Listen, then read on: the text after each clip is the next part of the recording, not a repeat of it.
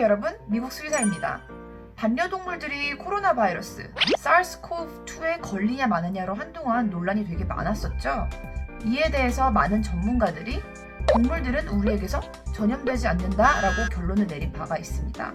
하지만 바로 어제 4월 22일 미국에서 집에서 키우던 고양이 2마리가 코로나 바이러스 확진을 받으면서 다시 이 논란이 재조명되고 있는데요.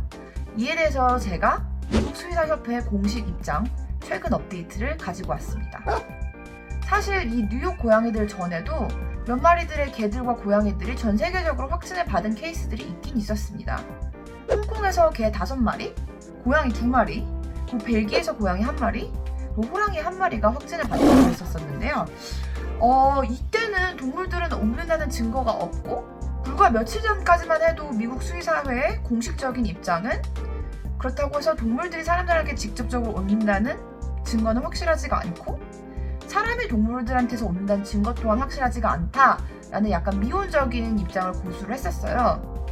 갑자기 뉴욕에서 집고양이들 2마리가 확진을 받으면 분위기가 살짝 바뀐 느낌이 있습니다. 약간 어디서 많이 본 패턴이죠. 처음에 중국과 한국에서 코로나 바이러스가 폭발적으로 증가할 때 약간 강 건너 불구경하던 어느 나라가 생각이 나네요. 어쨌든 4월 22일 미국 CDC와 NBSL에서 처음으로 미국에서 집고양이들한테서 SARS-CoV-2의 양성 반응을 확인하게 됩니다. 이 고양이 둘 다 뉴욕주에 살고 있던 고양이들이고요. 첫 고양이 같은 경우는 주인이 이미 코로나 양성 판정을 받은 케이스네요.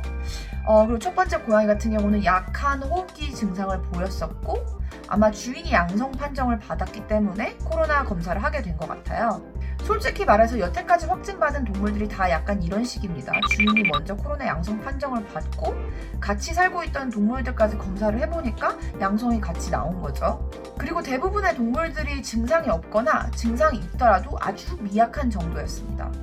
이 코로나 바이러스 때문에 아파서 죽은 경우는 한 번도 없었고요.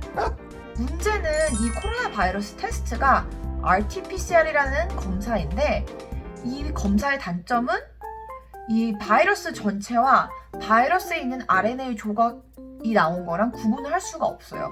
이 RNA 조각을 검사를 하는 거기 때문이죠.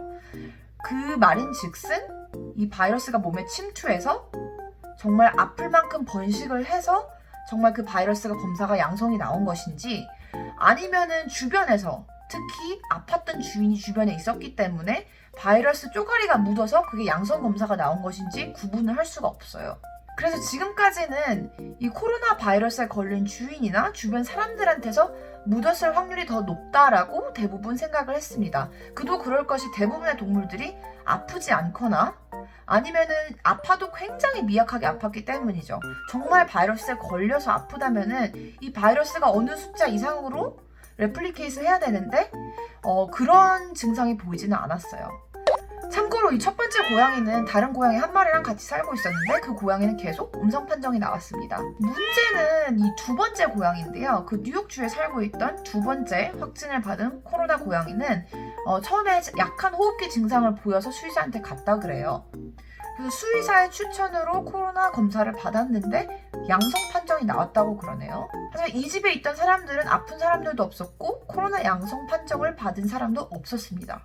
이 고양이는 밖을 나가는 외출냥이였는데 현재로서 가장 유력한 가설은 이 고양이가 밖에 나갔을 때 확진자랑 접촉을 했던지 아니면 가족 구성원 중에서 코로나가 걸렸지만 증상이 없거나 아니면 아주 약하게 아팠던 사람한테 옮았던지 하는 게 가장 유력한 가설입니다. 물론 이 케이스들 때문에 동물들이 사람들한테 무조건 코로나 바이러스를 옮을 수 있다라고 속단하기는 아주 어렵습니다. 아시다시피 코로나 바이러스들 같은 경우는 알파, 베타, 감마, 델타 등 여러 가지 종류가 있는데요. 이 사람들이 걸리는 코로나 바이러스, 사르스, 메르스 그리고 저희가 지금 얘기하는 SARS-CoV-2 등등은 대부분 베타 코로나 바이러스이기 때문에 보통 고양이들은 베타 코로나 바이러스에 걸리지 않습니다. 반대로 고양이들이 걸리는 FIP라든지 코로나 바이러스 등등은 알파 코로나 바이러스고요. 원래는 이 다른 종류의 코로나 바이러스들이 숙주를 바꿔서 감염시키는 경우는 거의 없다고 보시면 됩니다.